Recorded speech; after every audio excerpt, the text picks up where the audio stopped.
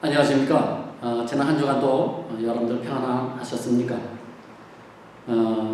여러분들 보고 싶은 마음으로 오늘부터 교회에서 정상적인 예배를 드리려고 했습니다.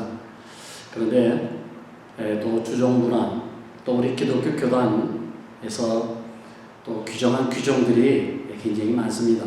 그런 걸 다 충족하기 위해서는 좀 준비해야 될 시간도 필요하고요. 또 그리고 좀 더 기다려보는 것도 좋을 것 같아서 그래서 좀 더 추이를 보고 여러분들에게 나중에 다시 교회의 정상적인 예배를 통보해 드리도록 그렇게 하겠습니다. 여러분들 조금만 더 참으시고요. 지금 이제 긴 터널을 지나가고 있지만 곧 이제 터널의 끝이 올 것입니다. 그때까지 여러분들 인내하시고 조금만 더 참으시고 우리가 좀 더 기도하기를 원합니다. 자, 우리 준비 찬송 우리 453장입니다. 453장 예수도 알기 원하네.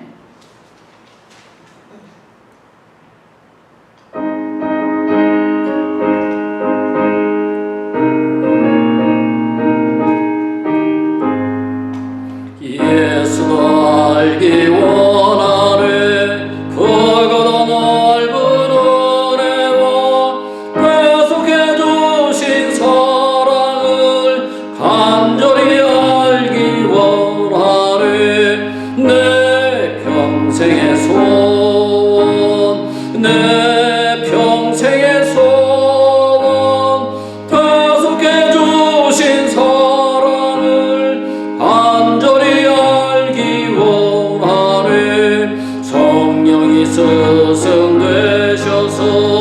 진리를 가르치시고 거룩한 뜻을 깨달아 예수를 알게 하소서. 내 평생의 소원 내 평생의 소원 대속해 주신 사랑을 간절히 알기 원하네. 성령의 감화 받아서 하나님 말씀 배우니 그 말씀 한절한절이 내 맘에 교훈 되도다.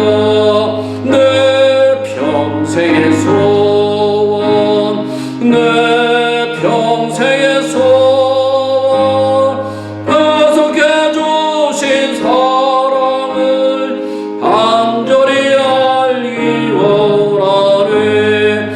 예수가 계신 보좌는 영광에 둘려 있도다.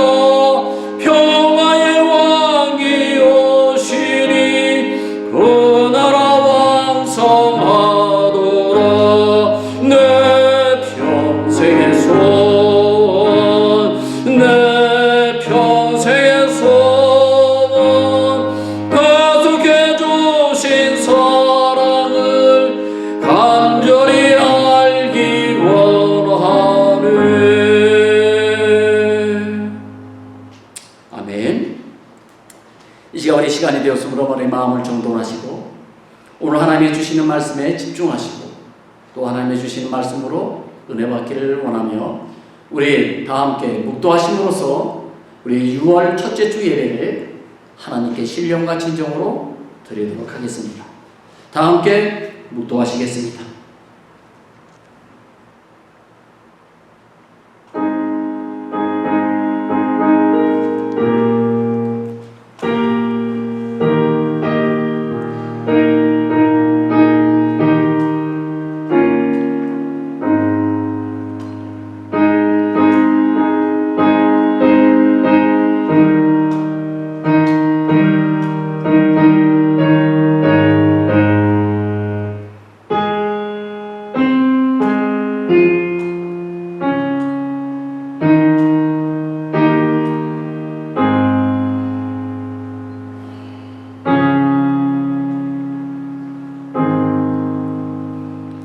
주의 손이 나를 만들고 세우셨사오니 내가 깨달아 주의 계명들을 배우게 하소서. 주를 경외하는 자들이 나를 보고 기뻐하는 것은 내가 주의 말씀을 바라는 까닭이니이다.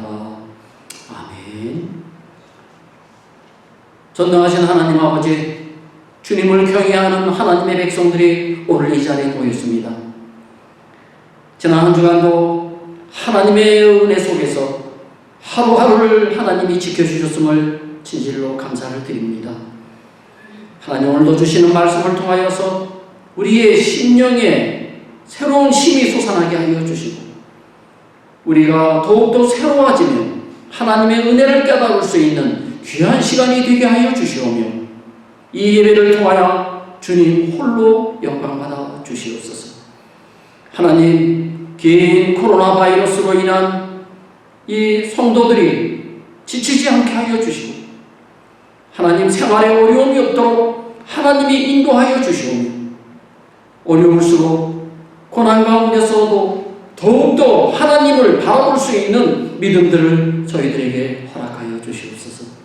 비록 인터넷 예배로 지금 영상 예배로 저희들이 드리지만 그러나 소홀히 하지 않게 하여 주시고 하나님, 우리도 하나님 앞에 진실한 예배를 드릴 수 있는 우리 모든 성도님들이 되게 하여 주시옵소서. 모든 예배를 주님께 의지합니다. 성삼위일체 하나님께서 이 예배를 주관하여 주시옵고 주님께서 함께하여 주실 줄 믿사오며 이 모든 말씀을 거룩하신 예수님의 이름으로 기도드립니다. 아멘. 우리 찬송가 10장을 부르시겠습니다. 찬송가 10장 전능왕 오셔서 3절까지만 부르시겠습니다.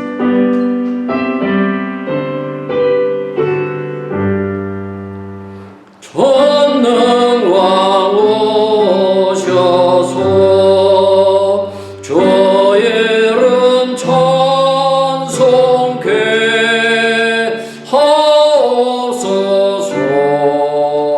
영광과 권능의 성부여 오셔서 우리를 다스려 주소서. 강생한 성자여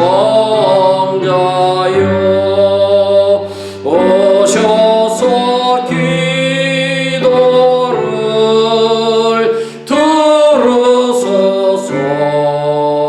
택하신 백성들 복 내려 주시고 거룩한 마음을 주소서. 위로의 주 성령 오셔서 큰 증거 주소서.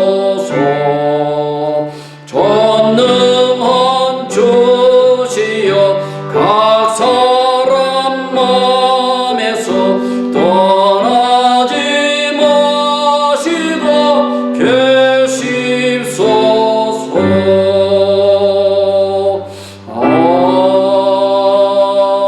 아멘.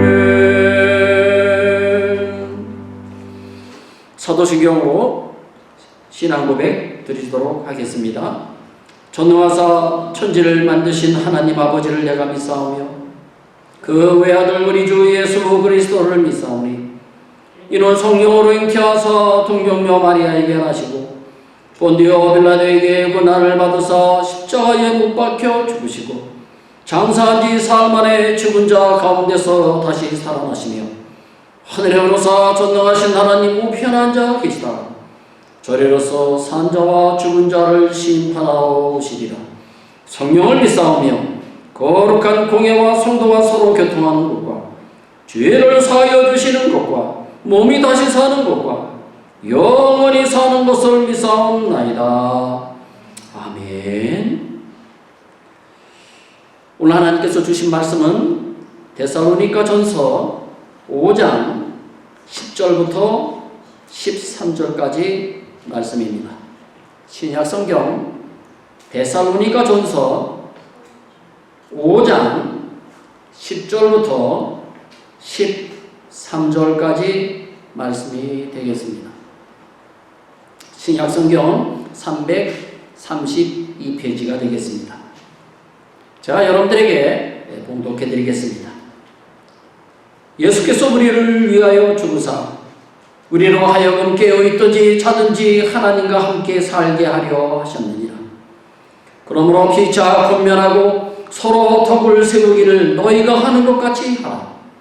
형제들아, 우리가 너희에게 구하노니 너희 가운데에서 수고하고 주 안에서 너희를 다스리며 권하는 자들을 너희가 알고 그들의 역사로 말미암아 사랑 안에서 가장 귀히 여기며 너희끼리 화목하라. 아멘.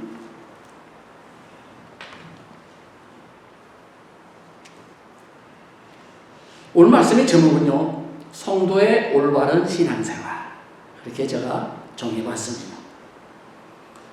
저는 개인적으로 하나님께 감사한 일이 많지만 특히 감사한 것은 처음 신앙생활을 시작한 교회였습니다.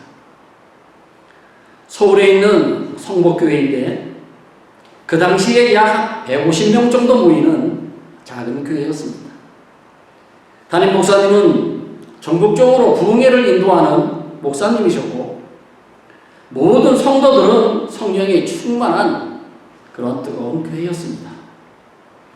믿음의 선배들인 권사님, 집사님, 또 우리 청년부 선배들을 통해서 예수를 어떻게 믿어야 하는지, 신앙생활은 어떻게 해야 하는지를 그들에게 배웠습니다. 성령이 충만한 교회와 믿음의 본이 되는 분들을 만나 신앙생활을 하게 된 것은 지금 생각하면 얼마나 감사한 일인지 모릅니다. 성도 여러분, 예수 믿는 사람에게 가장 큰 복이 무엇일까요?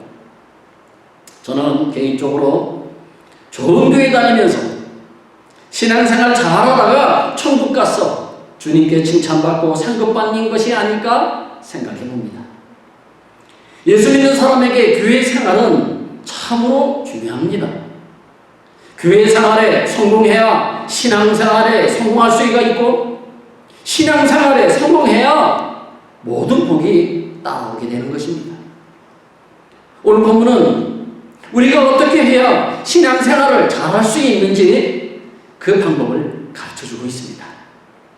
오늘 말씀을 잘 들으시고 실천에 옮기시어서 하나님이 주시는 복을 받는 우리 모든 성도님들 다 되시기를 바랍니다. 첫 번째는요, 신앙생활을 잘하기 위해서는 예수님과 함께 살아야 합니다. 오늘 본문 10절 말씀을 다시 한번 보시기 바랍니다. 예수께서 우리를 위하여 죽으사 우리로 하여금 깨어있든지 자든지 자기와 함께 살게 하려 하셨느니라. 아멘. 여기서 우리가 주목해야 할 말씀은 예수께서 우리를 위하여 죽으셨다는 것입니다. 로마서 5장 6절에서부터 8절 말씀에서도 우리를 위하여 죽으셨다라고 말씀하셨습니다. 제가 한번 읽어드리겠습니다. 우리가 아직 연약할 때에 기약대로 그리스도께서 경건하지 않은 자를 위하여 죽으셨도다. 의를 위하여 죽는 자가 쉽지 않고 선의를 위하여 용감히 죽는 자가 혹 있거니와 우리가 아직 죄인 되었을 때에 그리스도께서 우리를 위하여 죽으심으로 하나님께서 우리에 대한 자기의 사랑을 확증하셨느니라. 아멘. 그리스도께서 우리를 위하여 죽으심으로 하나님의 사랑을 확정하셨다. 그렇게 말씀하고 계십니다. 또한 요한복음 10장에서도 예수님은 내가 목숨을 버린다라고 말씀을 반복적으로 하셨습니다. 남에게 모아 목숨을 빼앗기는 것이 아니라 내가 버리는 것이야. 내가 버린다라고 말씀하셨습니다. 마태복음 26장에 보시면 예수님께서 제자들과 함께 겟세마네 동산에서 마지막 기도하시고 대제사장이 보낸 무리들에게 잡히시는 장면이 나옵니다. 이때 베드로가 칼을 빼어 예수를 잡으려고 하는 그 사람의 귀를 베어서 떨어뜨립니다. 이에 예수님께서 그의 귀를 고쳐주시면서 이렇게 말씀하십니다. 53절 54절 말씀입니다. 너는 내가 내 아버지께 구하여 지금 12군단 더 되는 천사를 보내시게 할 수 없는 줄로 아느냐? 내가 만일 그렇게 하면 이런 일이 있으리라 한 성경이 어떻게 이루어지겠느냐 하시더라. 아멘. 예수님은 우리를 위하여 죽으러 오신 것입니다. 자신의 목숨을 십자가에 버리시기 위해서 오신 것입니다. 그런데 하늘의 수많은 천사들을 동원하여 자신의 목숨을 지킨다면 하나님의 뜻을 이룰 수 없게 된다. 그런 말씀입니다. 이제 우리는 예수님의 핏값으로 하나님의 소유가 되었습니다. 하나님의 백성이 된 것입니다. 그러므로 우리는 내 자신만을 위해서 살 수 없는 존재가 되어버렸습니다. 그렇다면 누구를 위하여 살아야 할까요? 고린도전서 10장 31절 말씀에 이런 말씀이 나옵니다. 그런즉 너희가 먹든지 마시든지 무엇을 하든지 다 하나님의 영광을 위해서 하라. 아멘. 누구의 영광을 위해서 살아야 된다고요? 하나님의 영광을 위해서 살아야 한다는 것입니다. 이것이 사도 바울의 가르침입니다. 또한 로마서 14장 8절 말씀에서도 우리가 살아도 주를 위하여 살고 죽어도 주를 위하여 죽나니 그러므로 사나 죽으나 우리는 주님의 것이로다. 아멘. 한마디로 주님과 함께 사는 존재가 되어야 한다는 것입니다. 주님과 함께 산다는 것은 주님과 동행한다는 뜻이기도 합니다. 이렇게 주님과 동행하기 위해서는 반드시 전제되는 조건이 있는데 지금부터 한번 알아보도록 하겠습니다. 그 첫 번째로 주님과 방향이 같아야 한다는 것입니다. 예를 들면 한 사람은 미국으로 가려고 하고 또 한 사람은 브라질로 가려고 하면 그것은 동행이 되지 않습니다. 동행하려면 방향이 같아야 합니다. 주님과 함께 산다고 하면서 세상의 죄악을 따라간다면 그것은 동행이 아닙니다. 이사야 59장 1절로부터 2절 말씀에 이런 말씀이 기록되어 있습니다. 여호와의 손이 짧아 구원하지 못하심도 아니요 귀가 둔하여 듣지 못하심도 아니라 오직 너의 죄악이 너희와 너의 하나님 사이를 갈라놓았고 너희 죄가 그의 얼굴을 가리어서 너희에게서 듣지 않으시게 함이니라. 아멘. 이 말씀처럼 죄악을 따라가면 하나님과 내 사이가 갈라지며 하나님의 얼굴을 가리신다는 것입니다. 죄악을 따라가면 주님과 동행하는 것이 아닙니다. 두 번째는 주님을 앞질러 가시면 안 됩니다. 예수님을 주님이라고 고백하면서 예수님이 주인이 아니라 내가 주인의 삶을 산다면 그것은 주님을 앞질러 가는 것입니다. 예를 들어볼까요? 내가 이런 사업을 하려고 하니 하나님 도와주세요. 이미 사업을 자기가 정해놨죠. 우리 아이가 이런 대학에 가려고 하니 합격시켜주세요. 이런 자매, 이런 형제가 마음에 드니까 그 사람하고 결혼하게 해주세요. 여러분, 무엇이 잘못되었습니까? 내가 결정을 다 내려놓고 내가 이런 사업을 하겠습니다. 내가 이런 학교를 아이를 보내겠습니다. 결혼 배우자도 자기가 다 정해놓고 주님께 도와달라고 하는 것은 그것은 주님을 앞질러가는 것입니다. 함께 동행하는 것이 아니죠. 주님의 종이라면 주님께 모든 결정을 맡기셔야 합니다. 예를 들면 이런 것이죠. 내가 이번에 사업을 하려고 하는데 어떤 사업을 할까요? 우리 아이를 어떤 학교에 보내면 될까요? 하나님이 예정하신 배우자가 누구인지 결정해 주세요. 이렇게 기도하는 것은 하나님을 앞질러가는 것이 아니라 뒤따라가는 것입니다. 여호수아는 영성이 뛰어난 리더였습니다. 그런데 한 번 큰 실수를 합니다.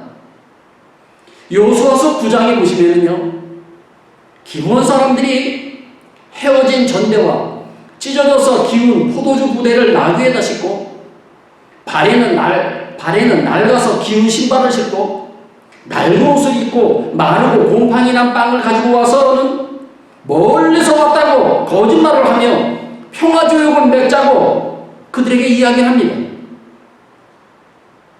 그런데 하나님은 그 어떠한 가난한 족속이라도 계약을 맺지 말라고 명령하셨습니다. 이때 여호수아가 한 번만이라도 하나님께 이 사람들과 계약을 맺을까요? 말까요?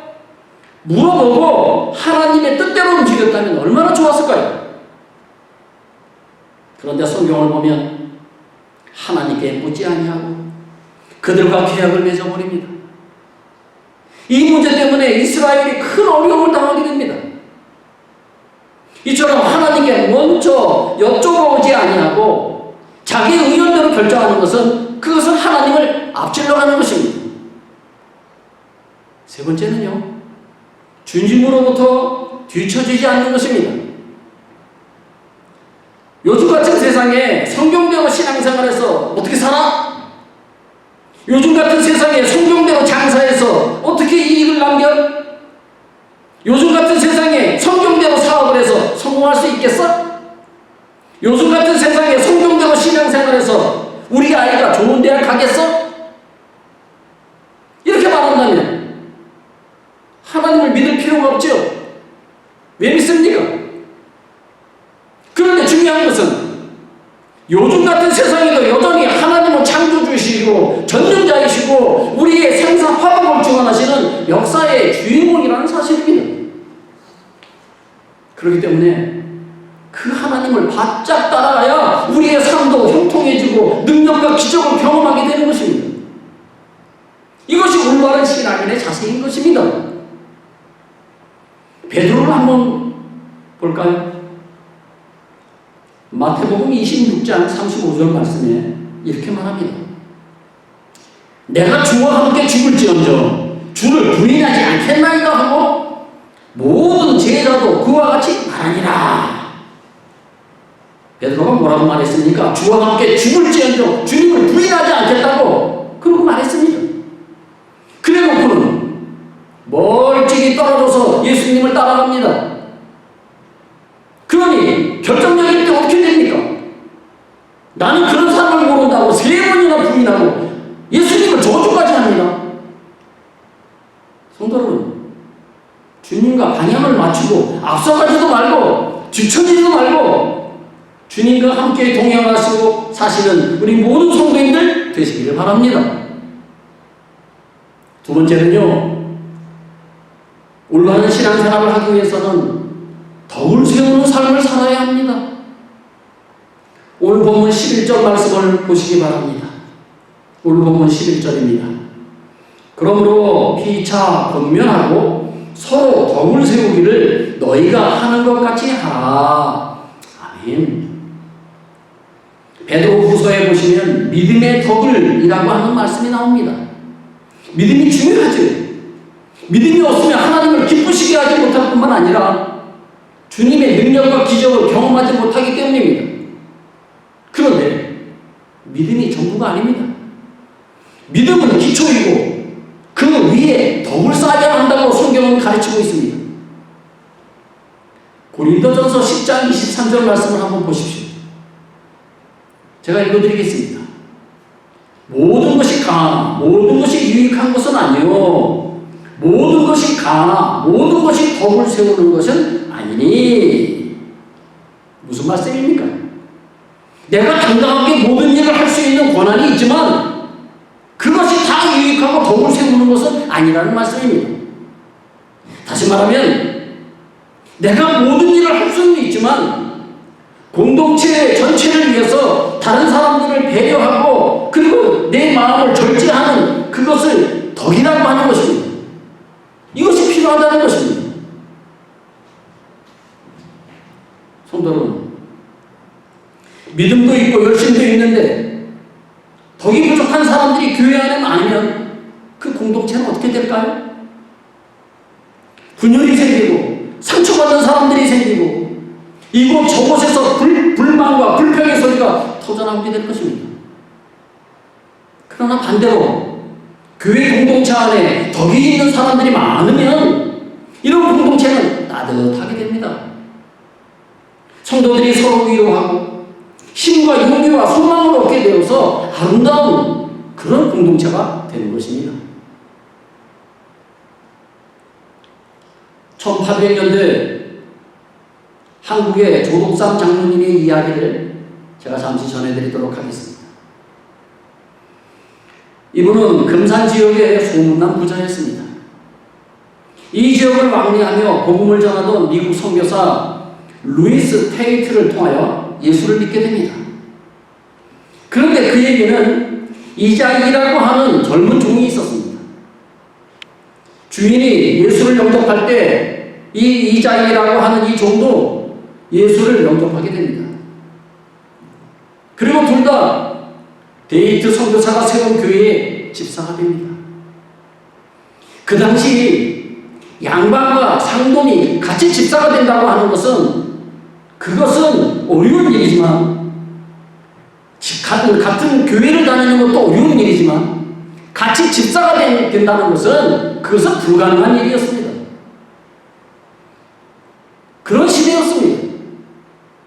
그런데 소문이 났죠. 교회에 가면 양반과 상동이 똑같이 집사가 될 수 있다고 하는 그런 소문이 나면서 그것이 전도의 기회가 되어서 약 한 200명 정도가 그 교회에 모였다고 합니다. 당시 선교사님이 늘 교회에 있을 수가 없어서 이 조독삼 집사님이 교회를 맡아서 관리를 하였습니다. 어느 정도 시간이 흐른 후 이제 교회가 성장하고 장로를 세울 때가 되었습니다. 그래서 장로 투표를 했는데 양반이 이 조독삼 집사님은 떨어지고 자기 집의 종인 이자희 집사님이 장로에 당선이 된 것입니다.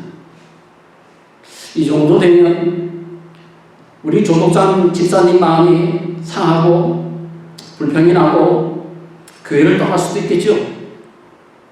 그런데 이 집사님은 성도들 앞에서 이렇게 말합니다. 여러분은 참 훌륭하십니다. 비록 이자희 집사님이 우리 집에서 일을 하고 있지만 정말 믿음 좋은 사람입니다. 장로될 자격이 충분한 사람입니다. 여러분 진짜 잘 뽑으셨습니다. 이런 것을 덕이라고 하는 것입니다. 교회는 점점 성장해 갔습니다. 선교사님이 안 계시면 이자희 장로님이 대신 설교를 하였습니다. 비록 자기 집의 종이지만 교회에 오면 깍듯이 장로 제접을 하고 예배 시간에는 제일 앞자리에 앉아서 그 장로님의 설교에 아멘 아멘 하면서 말씀을 받았습니다. 이것이 덕이라고 하는 것입니다. 조독삼 집사님이 가만히 생각해보니 이렇게 말씀을 잘 전하는 젊은 이자희 장로님을 계속 자기 집에 종으로 두어서는 안 될 것 같아서 5년 동안 신학 공부를 할 수 있도록 물질적으로 도와줍니다. 이자희 장로님이 목사가 되고 나서는 자기 교회에 담임 목사를 모시고 목회를 잘할 수 있도록 전심전력으로 섬기고 도와주었다고 하는 이야기입니다. 이것을 덕이라고 하는 것입니다. 그 후에 조독삼 집사님은 장로가 되었습니다. 자기 생각, 자기 욕심, 자기 야망에 매이지 아니하고 다른 사람을 배려하는 마음, 전체 공동체를 생각하는 넓고 큰 마음, 이런 자세를 덕이라고 하는 것입니다. 하나님을 믿는 우리 성도님들도 이 조독삼 장로님 같이 덕스러운 자세로 신앙생활 하시기 바랍니다. 세 번째는 영적 지도자를 귀히 여기셔야 합니다. 오늘 본문은 12절 말씀입니다. 본문 12절입니다. 형제들아 우리가 너희에게 구하노니 너희 가운데서 수고하고 주 안에서 너희를 다스리며 권하는 자들을 너희가 알고. 여기서 너희가 알고의 이 알다라고 하는 이 헬라어는 흠모하고 존경한다 이런 뜻입니다. 따라서 영적 지도자를 흠모하고 존경하라는 것입니다. 왜 이렇게 해야 하는지 오늘 오늘 본문 말씀에서 세 가지로 설명하고 있습니다. 그 첫 번째는 수고하고, 두 번째는 다스리며, 세 번째는 권하기 때문이라고 합니다. 그러면 다시 한번 알아보도록 하겠습니다. 첫 번째, 수고한다. 이 수고한다고 하는 것은 복음을 위하여 수고하고 양떼들을 위하여 수고하는 것을 말합니다. 예수님은 베드로를 향하여 이렇게 말씀하셨습니다. 내 양을 치라, 내 양을 먹이라 라고 말합니다.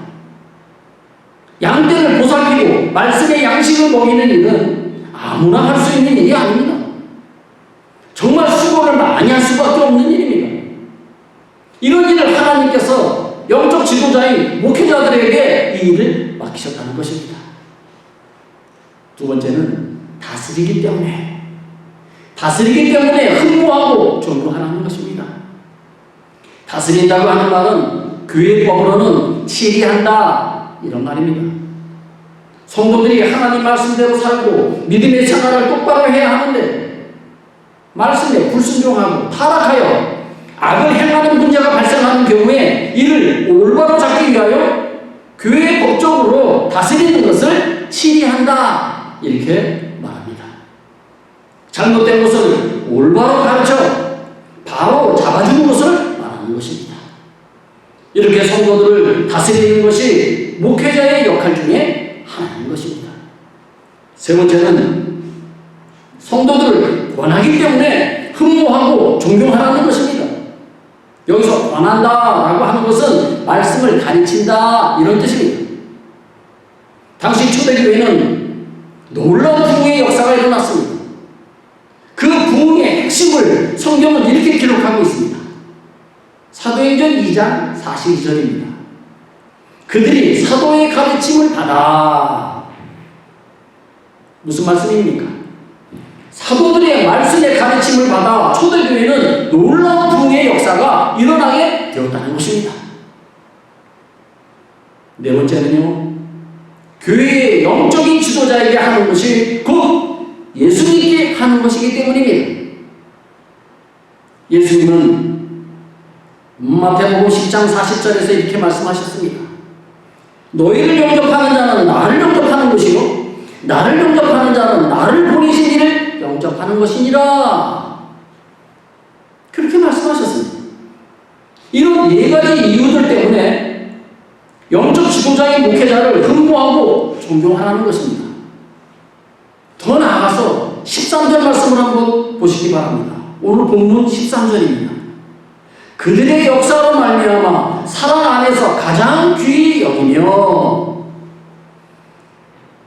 부모들이 자녀를 귀하게 여긴 같이 목회자를 귀하게 여기라는 것입니다. 성도 여러분, 새 차를 구입했습니다. 얼마나 귀합니까? 새 집을 구입했습니다. 얼마나 귀합니까? 아마 매일 청소하고 매일 닦지 않을까요? 이처럼 영적인 지도자인 목회자를 귀하게 여기라는 것입니다. 본문을 자세히 보시면 그냥 귀하게 여기라가 아니라 가장 귀하게 여기라 라고 가르치고 있습니다.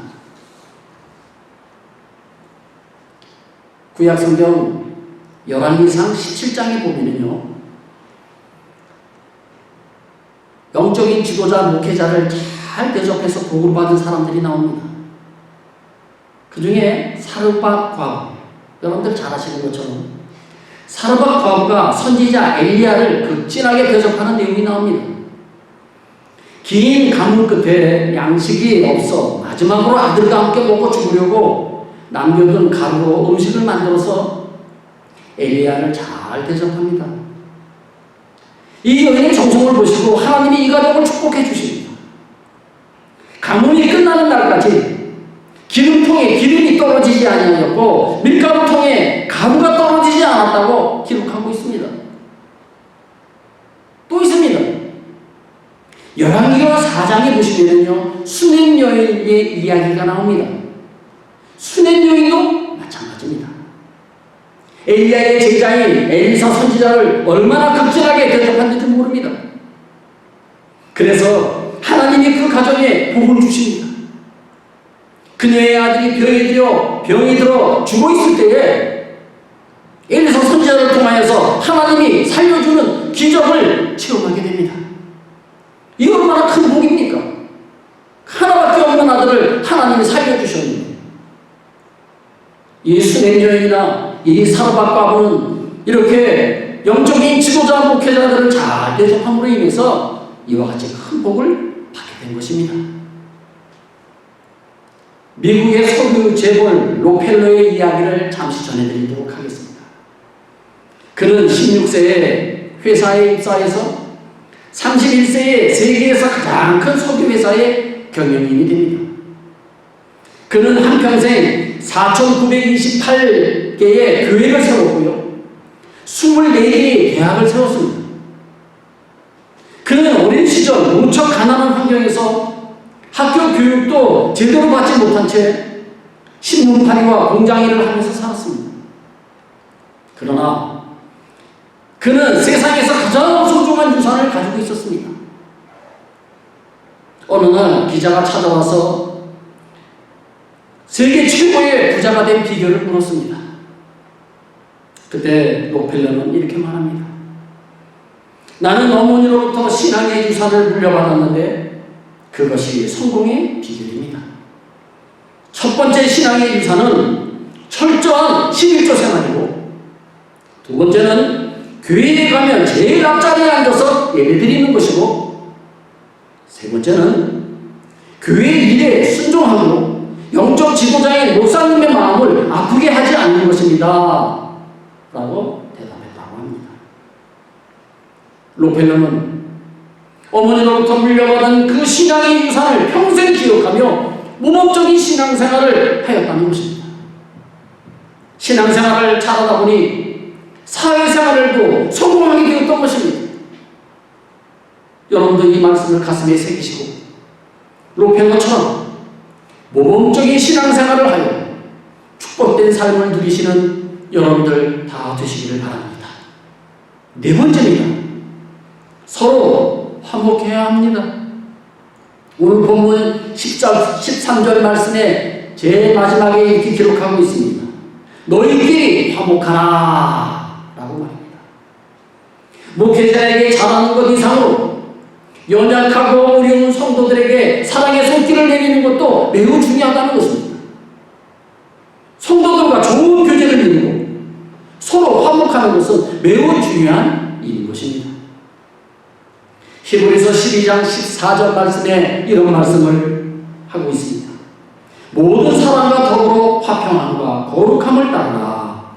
이것이 없이는 아무도 주를 보지 못하리라. 아멘. 교회 안에서 하나님의 자녀들이 서로 화목한 관계 속에 있으면 하나님은 기뻐하십니다. 그런데 자녀들이 서로 미워하고 싸우고 원망하고 서로 공격한다면 하나님의 마음이 얼마나 아프시겠습니까? 그렇다면 하나님은 성도들의 화목한 것을 기뻐합니까? 아닙니다. 목회자도 마찬가지입니다. 여러분, 목회하면서 제일 힘들 때가 언제인지 아십니까? 성도들 간에 작은 문제로 내분이 생겨서 서로 갈등할 때, 서로 막힌 담이 쌓여서 왕래가 없고 서로 미워하고 시기하고 공격하고 비방하는 모습을 볼 때 정말 속상합니다. 그러나 서로 화목한 모습을 보면 목회자는 기쁠 수밖에 없습니다. 목회자가 이렇게 기쁘니 하나님의 마음은 얼마나 기쁘시겠습니까? 이런 화목은 성도 본인에게도 매우 중요한 것입니다. 왜냐하면 하나님과의 막힌 관계가 생기지 않도록 하나님과 원만한 교제를 이루게 해주는 것이 성도들 간의 화목입니다. 다시 말하면 성도들 간에 화목하면 하나님과의 관계가 좋아지고 그리고 하나님과 원만한 교제가 이루어진다는 것입니다. 그러나 형제들과 원수 맺고 성도들과 싸우고 분열하고 비방하고 공격하고 그런다면 하나님과의 관계는 점점 멀어지는 것이고 하나님과의 관계도 회복되지 않는 것입니다. 그래서 예수님께서 마태복음 5장 23절 24절에서 이렇게 말씀하셨습니다. 그러므로 예물을 제단에 드리려다가 거기서 내 형제에게 원망 들을 만한 일이 있는 것이 생각이 나거든. 예물을 제단 앞에 두고 먼저 가서 형제와 화목하고 그 후에 와서 예물을 드리라 라고 말합니다. 예배가 얼마나 소중합니까? 하나님께 예물을 드리는 것이 얼마나 가치 있는 일입니까? 그런데 이런 소중하고 가치 있는 일보다 더 가치 있는 일이 있다는 것입니다. 그것이 바로 형제 간에, 성도 간에 화목하는 것이 더 소중하다는 것입니다. 이처럼 모든 사람들과 화목하는 것이 신앙생활에 참으로 중요한 것입니다. 여러분, 교회 안의 문제점을 지적하고 비판하는 똑똑한 성도가 되지 마시고 조용히 기도하는 성도가 되시기를 바랍니다.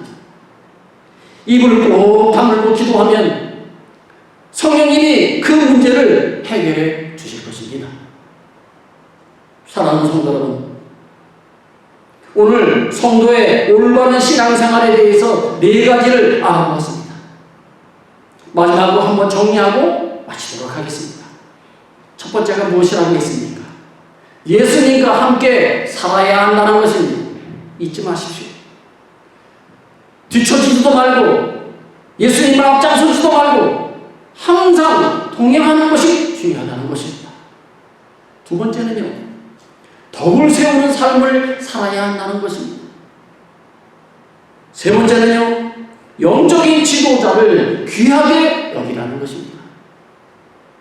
네 번째는요, 서로 화목해야 한다는 것입니다. 이것이 주님이 기뻐하시는 성도의 올바른 신앙생활인 것입니다. 이 4가지 꼭 기억하십시오. 잊지 마시기 바랍니다. 우리 모두 오늘 말씀을 항상 기억하시고 실천하여서 하나님이 기뻐하시는 성도님들이 다 되시기를 주님의 이름으로 축복합니다. 기도하시겠습니다. 우리를 통하여 영광받기를 원하시는 전능하신 하나님, 우리를 이 땅에 보내시고 또 이곳에서 교회 안에서 우리 성도님들과 함께 신앙생활할 수 있는 귀한 은혜를 주셔서 진실로 감사를 드립니다. 오늘 성도의 올바른 신앙생활 4가지에 대해서 우리에게 말씀을 주셨는데 이 4가지 말씀을 우리가 항상 기억하며 실천하며 살아가는 우리 성도님들 되게 하여 주시옵소서. 예수님을 내가 뒤처지지도 말고 예수님을 앞장서서 가지도 말고 예수님과 항상 함께 살아갈 수 있는 우리 성도님들 다 되게 하여 주시옵고 모든 면에서 덕을 세우며 살아갈 수 있는 성도들이 되게 하여 주시옵고 또 영적인 지도자인 목회자를 귀하게 여기며 살아갈 수 있는 성도들 되게 하여 주시옵고 마지막으로 서로 화목하여 하나님을 기쁘시게 하고 목회자를 기쁘시게 해드리는 우리 모든 성도님들 다 되게 하여 주시옵소서. 하나님 이 땅에 속히 코로나 바이러스를 하나님이여 제거하여 주시고 속히 예전처럼 평화로운 그리고 또 안락한 그런 생활을 할 수 있도록 하나님 우리를 불쌍히 여겨 주시옵소서.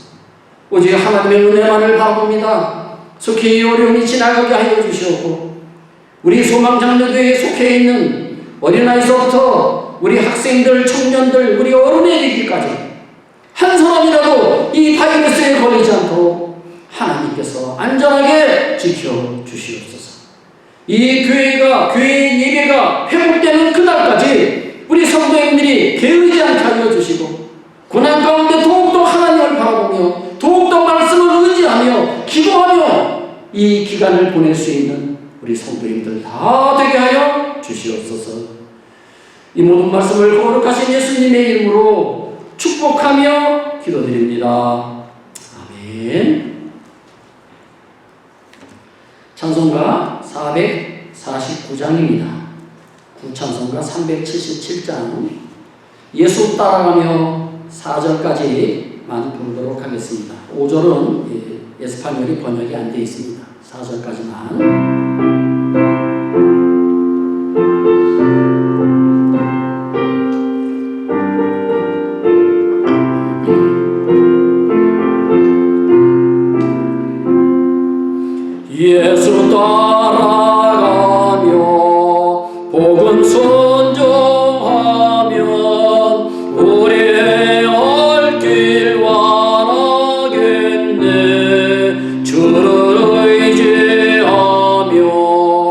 순종하는 자를 주가 늘 함께 하시리라.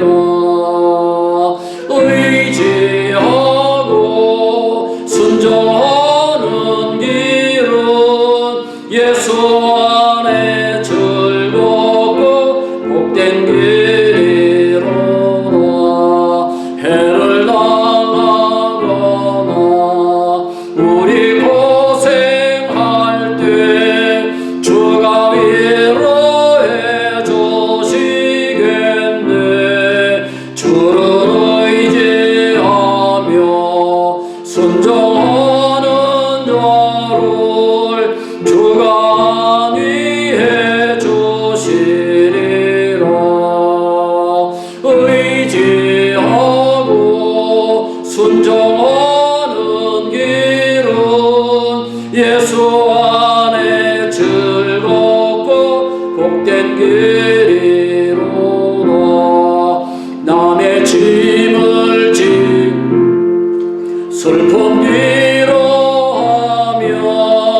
오래 기쁨이 누시겠네. 주를 의지하며 순종하는 자를 항상 복내려 주시리라. 의지하고 순종하는 길은 예수 안에 즐겁고 복된 길이로다. 우리 받은 것을 주께 더 드리면 우리 기쁨이 넘치겠네. 주를 의지하며 순종하는 자를 은혜 풍성케 하시리라. 의지하고 순종하는 길은 예수 안에 즐겁고 복된 길이로다. 아멘. 여러분들이 하나님께 바친 예물을 위해서 제가 잠시 기도하도록 하겠습니다. 사랑의 하나님, 지난 한 주간도 이 위험한 세상에서 저희들을 안전하게 지켜주신 은혜가 너무 감사해서 오늘도 저희들이 빈손으로 나오지 아니하고 하나님 앞에 주신 그 예물을 하나님께 바쳤습니다. 하나님께 드리는 이 예물을 통하여서 우리의 믿음이 더욱더 성장되게 하여 주시옵고 이 예물이 나의 신앙의 고백이 되게 하여 주시옵소서. 하나님, 이 물질이 쓰이는 곳에 하나님의 나라가 더욱더 확장되게 하여 주시옵고 이 물질이 쓰이는 곳에 하나님의 교회가 세워질 수 있는, 그리고 하나님의 사랑이 베풀어지는 놀라운 역사가 일어나게 하여 주시옵소서. 하나님, 주님 앞에 드린 이 손길들을 하나님 일일이 기억하여 주시고 하나님께서 더 많은 것으로 갚아 주실 줄로 믿습니다. 하나님, 우리의 삶을 축복하여 주시고 우리의 사업을, 우리의 직장, 우리의 가정을 하나님 더욱더 지켜주시옵소서. 다음 주에는 더 많은 감사를 하나님께 드릴 수 있는 우리 모든 축복의 성도님들 다 되게 하여 주시옵소서. 모든 영광을 주님께 돌려드리며 이 모든 말씀을 거룩하신 예수님의 이름으로 축복하며 기도드립니다. 아멘. 교회 소식 잠시 전해드리도록 하겠습니다. 아까도 제가 말씀드린 것처럼 오늘부터 사실은 정상 예배를 드리려고 했습니다. 그런데 현재 멕시코에 확진자가 계속해서 증가되고 있고요. 그리고 또 여러 가지 상황이 별로 좋지 않은 상황입니다. 준비해야 될 사항들도 많고요. 방역이라든지 소독이라든지 이런 부분들도 많이 있습니다. 그래서 현지인 교회의 상황을 좀 더 지켜보면서 정상적인 예배 일정을 추후에 다시 공지해 드리도록 그렇게 하겠습니다. 제가 특별히 부탁드리는 것은 영상 예배일지라도 교회 예배와 동일한 마음가짐으로 매주 힘써서 하나님께 예배 드리시기 바랍니다. 두 번째는요, 외출을 될 수 있으면 삼가시고요, 마스크를 꼭 착용하시고 철저한 손 씻기 그리고 거리 두기 등 개인적인 건강 관리에 더욱더 유의하시기 바랍니다. 세 번째는 하나님께 찬양으로 영광 돌리기를 원하시는 그런 가정은 저에게 신청해 주시기 바랍니다. 마지막 네 번째는 평상시 교회는 월요일을 제외하고요, 매일 오전 9시부터 오후 1시까지 제가 교회에서 근무하고 있으니까 혹시 기도하고자 하시는 분들이나 상담할 일이 있으신 분이나 또는 이제 헌금을 하시고자 하는 분들은 이때 교회에 오시면 되겠습니다. 축도함으로 모든 예배를 마치도록 하겠습니다. 지금은 우리 구주 예수 그리스도의 크신 은혜와 하나님의 크고 만극하신 사랑하심과 성령님의 교통교감 충만하신 은혜가 오늘 말씀을 듣고 성도로서 올바른 신앙생활을 하기를 원하오며 그 가운데 특별히 날마다 예수님과 함께 동행하기를 원하고 우리의 삶 가운데 또 신앙생활 가운데 더욱 세우며 살아가기를 원하며 또 영적인 지도자를 귀하게 여기며 살아가기를 원하며 또 서로 화목하기를 원하며 떠나는 우리 모든 성도님들 모여 위에 그들의 가정과 직장과 사업장 위에 그리고 소망대학교 교회 위에 그리고 대한민국 땅과 이 멕시코 땅 위에 지금부터 영원토록 함께 계실지어다. 아멘.